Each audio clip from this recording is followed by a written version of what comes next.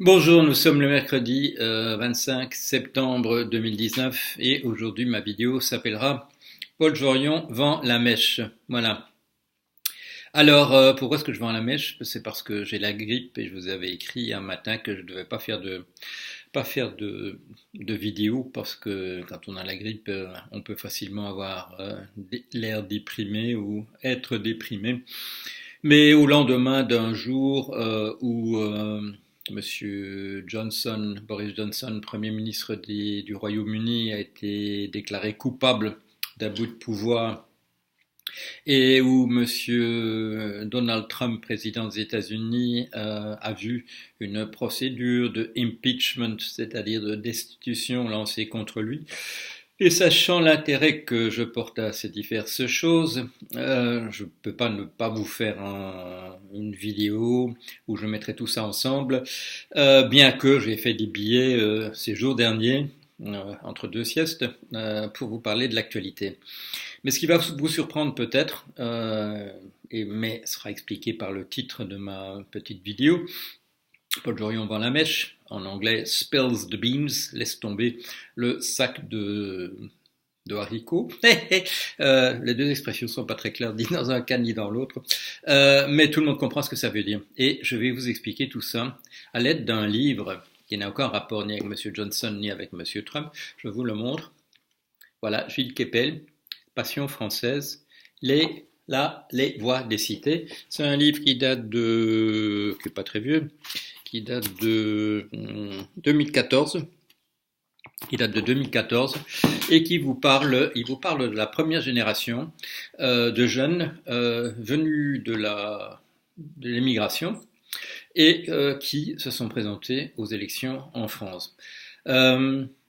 Alors, monde musulman, monde de l'Afrique subsaharienne, en France, quel est le rapport, allez-vous me dire, entre ça et les événements d'hier? Eh bien, vous allez voir. Vous allez voir.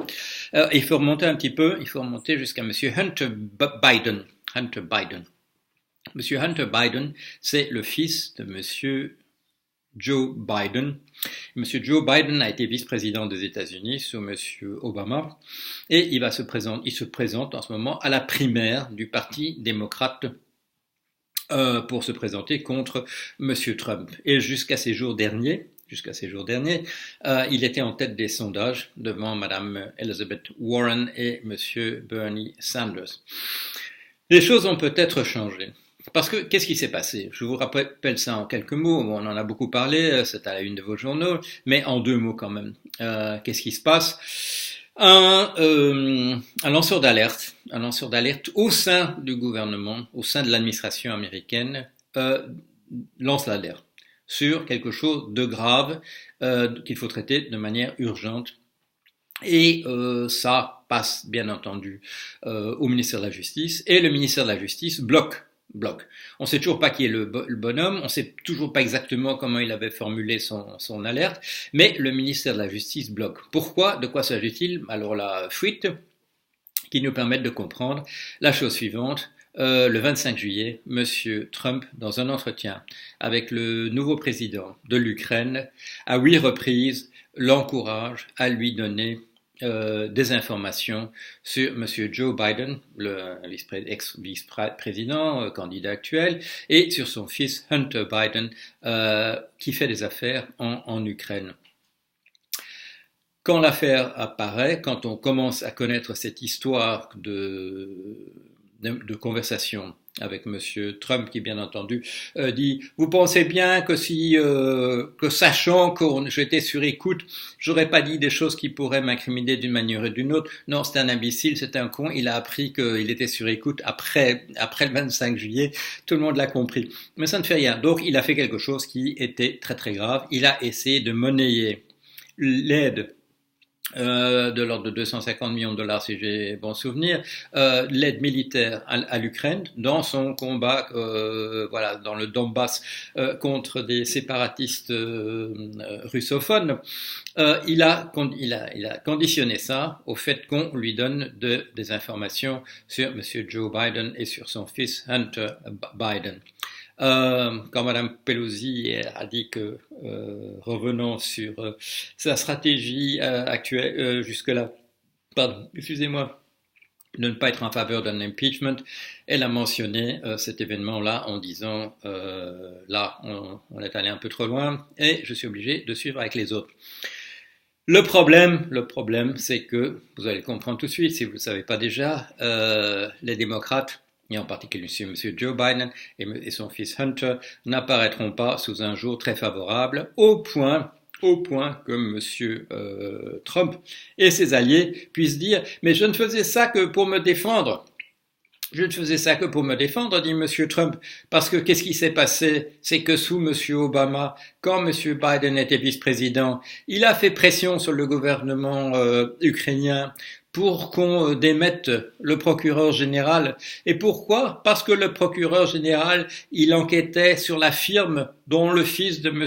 Biden, M. Hunter Biden, recevait des jetons de présence. Alors, qu'est-ce qui apparaît dans cette histoire? Il apparaît que, effectivement, ce monsieur vice-président a effectivement un fils qui essaye de monnayer le fait qu'il est le fils de son père, et c'est-à-dire qu'il reçoit, les chiffres qu'on voit dans la presse, ce monsieur recevait des jetons de présence pour un montant de 50 000 dollars par mois dans des firmes en Ukraine, alors que son père était vice-président des États-Unis. Il monnayait simplement le fait qu'il était le fils de son père. Et dans un un truc très connu, ça vous rappellera Monsieur Eric Worth, quand on lui a demandé s'il savait que sa femme faisait uniquement de l'évasion fiscale, de l'optimisation fiscale pour Madame Bettencourt, en disant non, on n'a jamais discuté de ça, c'est pas ce genre de choses dont on discute ma femme et moi. Monsieur Biden dit oh moi je savais pas du tout ce que mon fils faisait en Ukraine. C'est-à-dire qu'il ment, il ment comme tout le monde. Quand M. Trump dit, si j'essaye moi de trouver des trucs dégueulasses sur Biden, c'est de bonne guerre, dit-il, c'est de bonne guerre, tout le monde ferait ça. Oui, Monsieur Trump, tout le monde fait ça, mais pas quand on est président des États-Unis quand même. Vous avez fait ça toute votre vie. Votre père a fait ça toute sa vie. Votre grand-père a fait ça toute sa vie. C'est une tradition familiale, mais c'est pas comme ça que ça marche quand même quand on est président des États-Unis. Alors, est-ce que ça donne des circonstances atténuantes à Monsieur Biden et à son fils? Bien entendu que non. Qu'est-ce qu'il dit, Monsieur Biden? Il dit il n'a rien fait de mal, mon fils, et moi non plus. Moi, je suis juste intervenu parce que ce procureur, c'était un type pourri. D'ailleurs, je n'étais pas le seul à le dire. Celui qui enquêtait sur la firme dont mon fils récoltait les jetons de présence, c'était un type dégueulasse. D'ailleurs, il y avait des tas d'Européens qui étaient d'accord que c'était un corrompu, etc., etc. Oui, mais ça tombe mal, Monsieur Biden, quand ça protège votre fils, le fait qu'on fasse sauter ce bonhomme, n'est-ce pas? Voilà, et que ça permet à Monsieur Trump de dire je fais que me défendre, c'est de la légitime défense, quand lui va faire des trucs du même ordre là-bas. Alors, c'est vrai, ce que faisait Monsieur Hunter Biden, c'est pas interdit par la loi. C'est pas interdit par la loi. Mais qu'est-ce qu'on va dire? Qu'est-ce que les gens normaux vont dire? Qu'est-ce que les gens ordinaires vont dire? Pourquoi c'est pas interdit? C'est parce qu'il n'y a pas de justice. C'est parce que le système, il est biaisé en faveur d'un certain type de personnes et que des gens peuvent comme ça gagner, ça fait quoi? C'est 45 000 euros par mois simplement parce qu'ils ont un nom et qu'ils récoltent comme ça. Le tiroir caisse fonctionne. Et que ces 45 000 euros, moi qui vous parle, c'est ma rémunération par an, voilà, pour le travail que je fais. Et lui, ça lui tombait comme ça. Bon, alors, et moi j'ai encore de la chance, d'arriver parce que j'ai pas de retraite. Si j'ai une petite retraite des États-Unis quand même parce que j'ai travaillé là-bas, mais de pouvoir gagner 45 000 euros par an. Mais ce monsieur-là, ça lui tombait dans un tiroir comme ça simplement parce qu'il s'appelait Biden, parce qu'il était le fils de son père. Alors. Les gens qui disent qu'il n'y a pas de justice, que le système est biaisé, et ça conduit bien sûr dans ce cas-là à des trucs du genre tous pourris. C'est là qu'intervient le bouquin de Keppel. Qu'est-ce qu'il dit Keppel? Il dit, quand on a fait le national-socialisme, qu'est-ce qu'on a fait? On a pris les gens qui étaient nationalistes et on a pris les gens qui étaient socialistes, tous les gens qui n'étaient pas contents parce que ce sont les laissés pour compte, parce que ce sont les gens qui sont pas, peut-être pas des SDF, mais qui sont juste un cran au-dessus. Et tous ces gens-là avaient des raisons d'être fâchés et on en a fait une majorité et ça a fait une majorité et ça, vous avez vu le genre de dégâts que ça a pu faire. Qu'est-ce qu'il dit dans le livre? Vous savez, le livre de Keppel, voilà, hein, c'est un livre, bon, ça a dû, je sais pas, c'est connu, ça a dû même se vendre, ça a dû se vendre bien que ça dise des vérités. Ah, c'est quand même extraordinaire, on vit dans un monde formidable. Qu'est-ce qu'il dit? Quand on a vu pour la première génération voilà, de jeunes qui avaient 20 ans de l'immigration et de l'immigration et qui ont pu se présenter aux élections. Et qu'est-ce qui s'est passé? Qu'est-ce qui s'est passé? Ils se sont présentés et qu'est-ce qu'on a vu, dit Monsieur Keppel? On n'a pas vu ce qu'on attendait. Qu'est-ce qu'on attendait? On se disait, voilà, il y a là une élite qui émerge de l'immigration qui va nous produire une génération de jeunes qui vont s'intégrer dans le système français, qui vont défendre les intérêts de leur communauté, qui vont défendre l'intérêt général, etc. Et qu'est-ce qu'on a vu, dit Monsieur Keppel? Si vous n'êtes pas d'accord à ce que je dis, c'est pas moi, c'est dans le livre, c'est bien expliqué, c'est convaincant, sinon je vous le répéterai pas. On a vu apparaître en surface pas ceux qu'on espérait. On n'a pas vu ceux qu'on espérait. Je vais pas donner de noms, etc., parce qu'il y en a quelques-uns qui ont émergé et ils sont pas tous pourris. Mais il s'est pas passé ce qu'on espérait. Pourquoi ce qui s'est passé n'était pas ce qu'on espérait? C'est parce qu'on continue à se faire des illusions sur la manière dont ça marche. Vous savez, j'avais lancé l'idée de me présenter aux européennes. J'ai fait l'expérience, j'ai vu ce qui se passait. J'en avais pas tiré de grandes conclusions. Voilà, bon, je me dis bon, j'ai pas compris comment ça marchait. Mais quand je lis le livre de Monsieur Keppel qui s'appelle donc Passion française et que je vois que le problème que j'ai rencontré c'est le même problème que toute une génération de jeunes gens dont les parents venaient du Sénégal, du Bénin, du Maroc, de la Tunisie, de l'Algérie et qui ne sont pas arrivés à émerger. Et comme dit Keppel, la plupart de ces gens de bonne foi ont cru que il y aurait davantage, qui se sont retrouvés avec 2% de gens qui vont voter pour eux, et ils ne s'attendaient pas à ça. Ils s'attendaient à avoir 30%, ils s'attendaient à avoir 40%. Qu'est-ce qu'ils ont découvert? Que c'est pas eux qui émergent. Et c'est ça que j'ai découvert aussi. C'est pas simplement qu'il y a quelques arrivistes qui arrivent en jouant des coudes à aller aux positions, arriver à ces positions, etc. C'est pas ça l'accident. Il n'y a pas d'accident. C'est que les gens qui devraient émerger, les gens qui pourraient être utiles, les gens qui défendraient l'intérêt général, ils n'ont absolument aucune chance. Ils n'arrivent pas à percer. Ça a été mon cas, mais c'était le cas, voilà, de toute une génération de jeunes gens qui pensaient on va arriver à quelque chose. Et quelques-uns sont arrivés à passer. Et comme dit Keppel, c'est pas ceux qu'on espérait, c'est pas ceux qu'on aurait voulu. Qu'est-ce que ça a montré? Ça a montré comment le système fonctionnait. Est-ce que ça veut dire tous pourris? Non, mais ça veut dire que les gens qui disent il n'y a pas de justice, que les gens qui disent quand on leur dit voilà Greta Thunberg, etc., et que les gens répondent spontanément, et je le vois même sur mon blog, qui est-ce qui la manipule? Qui est-ce qui la manipule? Il n'y a personne qui manipule cette malheureuse jeune fille qui dit exactement ce qu'elle pense et que je reconnais parce que je dis la même chose. Qui est-ce qui manipule Paul Jorion? Il n'y a absolument personne qui manipule Paul Jorion, mais on n'est pas assez nombreux pour que les gens aient le réflexe de dire peut-être ces gens ne sont pas manipulés. En disant qui est-ce qui les manipule, on fait un calcul qui est le bon calcul, puisque dans 99,99% des cas, il y a effectivement quelqu'un qui manipule. Alors, on ne peut pas jeter la pierre aux gens qui disent qui est-ce qui a la manipule.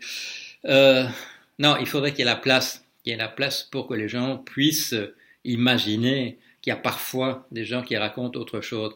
Et là, c'est pas tout à fait dans le film mon exposé, mais mettons ça sur le compte de la grippe. Il y a quelques jours, c'est peut-être d'ailleurs là que j'ai attrapé la grippe. C'était il y a une semaine à peu près, j'ai fait un exposé qu'on m'avait demandé de faire, et pour la première fois, on m'a demandé de faire un exposé dans une faculté de théologie.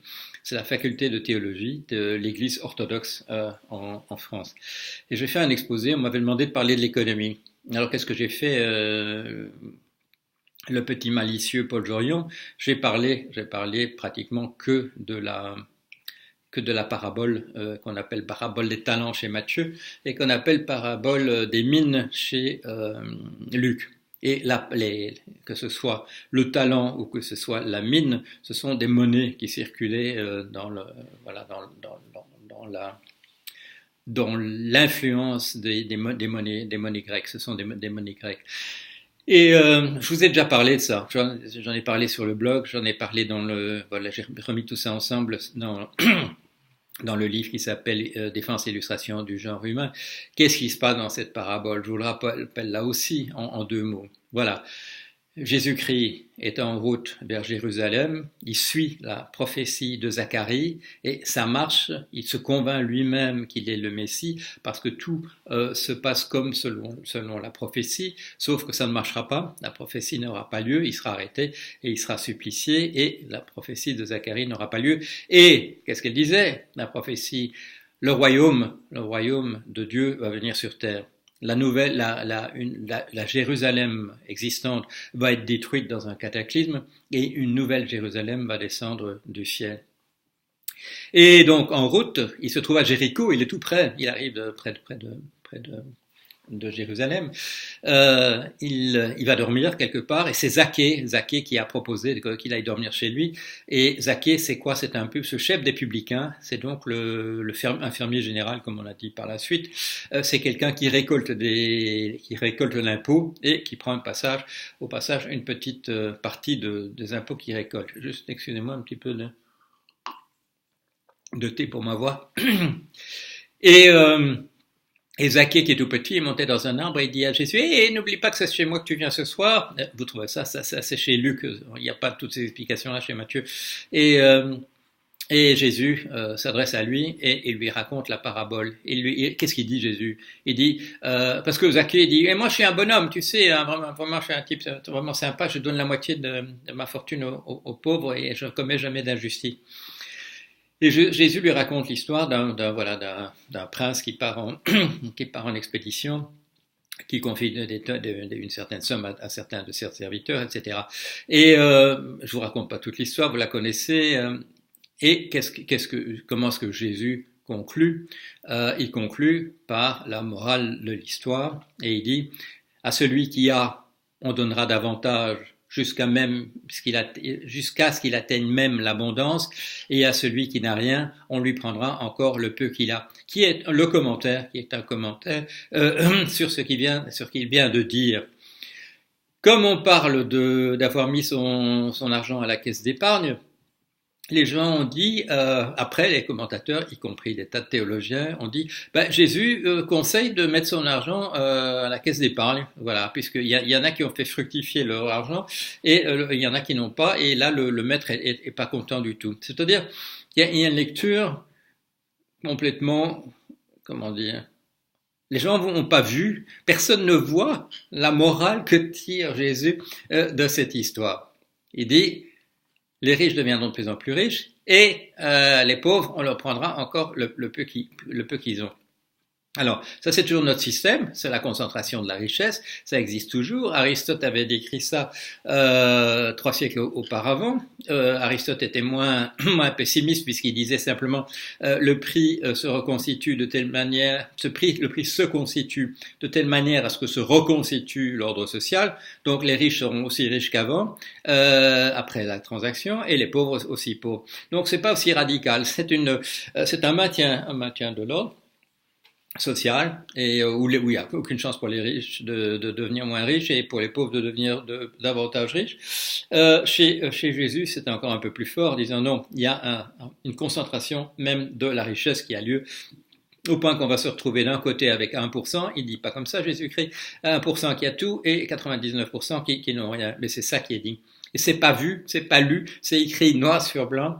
Et les gens disent, de quoi ça parle cette histoire? Ah oui, sans doute de mettre son argent à la caisse d'épargne. Rappelez-vous, on a Jéricho, c'est la prophétie de Zacharie. Le royaume de Dieu va descendre sur terre demain ou après-demain. C'est ça que toute la foule qui est là, qui suit Jésus, est convaincue. Et Jésus dit à ces gens, n'oubliez pas hein, qu'il faut mettre, c'est bien de mettre son argent dans la caisse d'épargne parce que ça rapporte où? Dans la Jérusalem qui va être détruite demain ou dans celle qui va descendre du ciel? C'est là qu'il faudra à ce moment-là aller placer son argent. Non, pas dans celle pas celle qui va descendre. Parce que regardez l'Apocalypse de Jean, qu'est-ce qu'il dit dans cette nouvelle Jérusalem? Dans cette nouvelle Jérusalem, il y aura plus de souffrance. C'est ça, hein? Il y aura plus de souffrance. Ce sera plus comme avant. Il y a un monde qui va disparaître et un autre va apparaître. Et dans celui-là, il n'y aura pas de souffrance. On ne parle même pas de justice sociale. S'il n'y a pas de souffrance, il n'y aura pas d'injustice sociale non plus. Notre système, il marche comme ça. Et la plupart des gens ont compris et ils sont cyniques et en disant Greta Thunberg, qui est-ce qui la manipule? Et on ne peut pas leur jeter la pierre. C'est comme ça que ça marche. Est-ce que ça nous encourage pour la suite? Est-ce que ça nous dit bon, maintenant on va tout changer? Il y a des braves gens. Je ne vais pas dire de nom, parce que ce que je vais dire n'est pas très très gentil, qui nous disent on va tous changer de mentalité demain par la méditation, par la psychanalyse. La psychanalyse, je sais que ça prend un certain temps et qu'on ne peut pas faire avec tout le monde parce qu'il n'y a pas assez de gens pour le faire. On va tous changer et demain on sera tous généreux et tout va bien marcher. Là, on ne rend pas service aux gens. Nous sommes toujours prêts à faire une chose, et c'est à faire la guerre. Quand je dis le problème, c'est pas celui de M. Boris Johnson, c'est qu'on a fait voter des gens pour quelque chose qui est impossible, et comme c'est impossible, ça n'aura pas lieu. Il n'y a personne qui répète ça. Je suis le seul à dire ça. Tous les autres disent je suis pour Johnson ou je suis contre pour Johnson parce que ceci ou ça. Il n'y a pas de place pour les sociologues, pour les anthropologues, pour les gens qui analysent comment ça marche vraiment, comme je viens de vous le dire. Pourquoi? Probablement pour la même raison pour laquelle on n'écoutait pas Jésus-Christ, c'est parce que le message qui est transmis est inassimilable. Les gens vont continuer à vous dire, comme à la une des journaux, certains journaux britanniques de droite ce matin, pourtant il y avait 52% des gens qui ont voté pour, et la Cour de justice a quand même dit que Johnson avait fait un abus de pouvoir. Quel est le rapport entre les 52% et ce qu'elle a dit la Cour de justice? Il n'y en a aucun. Mais ces journaux aussi vous mettent la photo des juges en disant ennemi du peuple. Les gens ne savent pas raisonner en termes d'impossibilité, de nécessité, comme pour la crise des subprimes, ça va nécessairement se passer, ou bien d'impossible. On ne peut pas détricoter l'Union européenne, on ne peut pas revenir sur la guerre civile en Irlande et faire comme si on pouvait résoudre le problème autrement qu'on l'a fait. Il y a des trucs comme la nécessité et l'impossibilité. Qu'est-ce qui vous a parlé de ça? De Tao, voilà, le Tao. Le devenir chez Hegel, il y a un certain nombre de gens qui vous parlent de ça, mais sans qu'on puisse en tirer de grandes conclusions sur ce qu'il faut faire véritablement. Oui, je termine un petit texte, vous allez voir, où je dis quelque chose que je ne crois pas qu'on ait déjà dit avant, mais que la notion d'amour dans notre culture et celle de Tao dans la culture orientale ont joué le même rôle. Je vous expliquerai ça dans ce petit texte que vous verrez un jour prochain. Voilà. Est-ce qu'on va dire est-ce que Jorion a vendu la mèche? Je crois qu'on peut dire que oui. Est-ce qu'on va dire oui, mais c'est parce qu'il était déprimé, parce qu'il avait la grippe et que en fait il n'était pas dans son état normal? On le dira peut-être. Je le dirai peut-être moi-même si j'ai vraiment des remords d'avoir dit ce que j'ai dit.